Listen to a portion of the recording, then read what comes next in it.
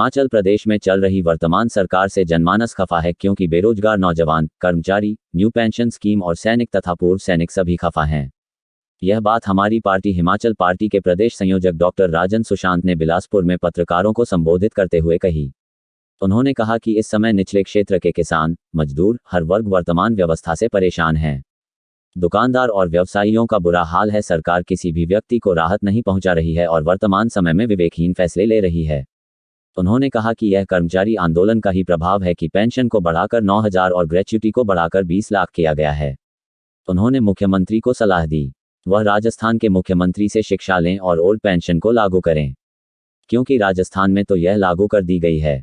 उन्होंने कहा कि मुख्यमंत्री जिस तरह से कर्मचारियों के बारे में बात कर रहे हैं उससे लगता है कि वह तानाशाह बन गए हैं, लेकिन उनकी यह तानाशाही चलने नहीं दी जाएगी। उन्होंने कहा कि आगामी 15 मार्च तक सभी संगठन और सहयोगी दल मिलकर पूरे प्रदेश में जनसंपर्क अभियान चलाएंगे और उसके पश्चात 15 अप्रैल तक हर विधानसभा क्षेत्र में जनसंपर्क चलेगा। उन्होंने बताया कि बिलासपुर से संबंधित पंडित किशोरीलाल को संयोजक नियुक्त किया गया है, वह इस मामले में अग्रिम कार्रवाई करेंगे। उन्होंने कहा कि प्रदेश को 18 जिलों में बांटकर काम किया जाएगा, जिनमें से 3 जिलों में जनसंपर्क अभियान पूरा किया जा चुका है। सुशांत ने बताया कि हिमाचल क्रांति से सुभाष शर्मा, नया सवेरा से सुमन, हिंद महासभा से अनुज कटोच, किसान कल्याण सभा से बृजलाल शर्मा, जाट महासभा से सरदार पुरुषोत्तम के अलावा अन्य भी उनके साथ जुड़े हैं। बागवानी नेता जगदीश चंदेल भी इस बैठक में उपस्थित रहे तथा इस बैठक में एक नया विकल्प बनाने की तैयारी भी की गई। संयोजक हमारी party Himachal party doctor Rajan Sushant क्या कहते हैं, सुनिए। 4 बजे एनपीएस के पदाधिकारियों को शिमला बुलाया था पीठ राव के अंदर, लेकिन जिस अभद्र भाषा का प्रयोग श्री जयराम ठाकुर ने विधानसभा में और उसके बाद बाहर आके पत्रकार वार्ता में किया है, उन्होंने सिद्ध कर दिया है कि वो लोकतंत्र में चुने हुए मुख्यमंत्री नहीं है,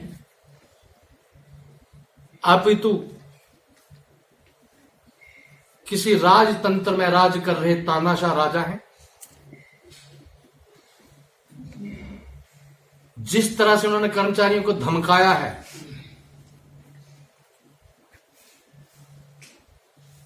वो कतई स्वीकार नहीं होगा। उन्होंने कहा कि अगर कर्मचारी सहज तरीके से बात करेंगे तो कुछ सोचेंगे, और कर्मचारी अगर आंदोलन की आड़ में दबाव बना करके कुछ करना चाहेंगे तो हम मांग नहीं मानेंगे।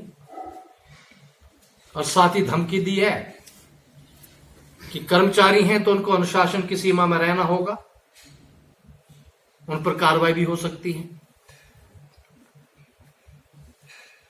और साथ ही कर्मचारियों को कहा मीटिंग में कि 2 में से एक चीज करो, या तो पद यात्रा कर लो या मेरे साथ बात कर लो। मेरा बड़ा लंबा राजनीतिक जीवन रहा है, इस तरह का विवेकहीन मुख्यमंत्री पहली बार देख रहा हूं। मैं आज फिर जयराम ठाकुर जी को आगाह करना चाहता हूं। 2015 से लेकर लगातार कर्मचारी पिछले 6-7 साल से और विशेष तौर पिछले 2 साल में आपके प्रत्येक विधायक से मिलते हैं, प्रत्येक मंत्री से मिलते हैं, अधिकारियों से मिलते हैं, फाइनेंस सेक्रेटरी और चीफ सेक्रेटरी से मिलते हैं, प्रत्येक दल के नेताओं से कर्मियों को लोगों की समस्याओं के निर्देश दिए गए हैं। वहीं यदि कहीं पर कोताही हुई तो सख्त कार्रवाई अमल में लाई जाएगी।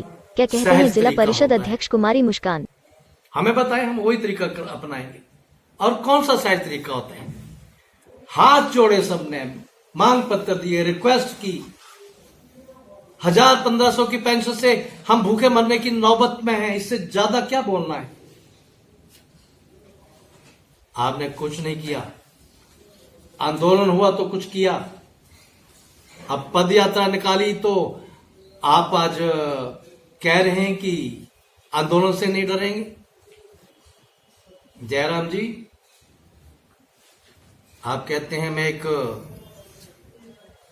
गरीब घर में पैदा हुआ हूं, नंगे पांव स्कूल जाता था। मुझे लगता है वो वक्त आपको भूल गया है। मुख्यमंत्री पद की सुविधाएं आपकी आंखों पर चर्बी पैदा कर चुकी हैं। आपकी आंखें खुल नहीं रही हैं। आप अनुशासन की धमकी देते हैं, कर्मचारियों को डराते हैं। यही काम 1974 में गुजरात के मुख्यमंत्री चिमन भाई पटेल ने किया था।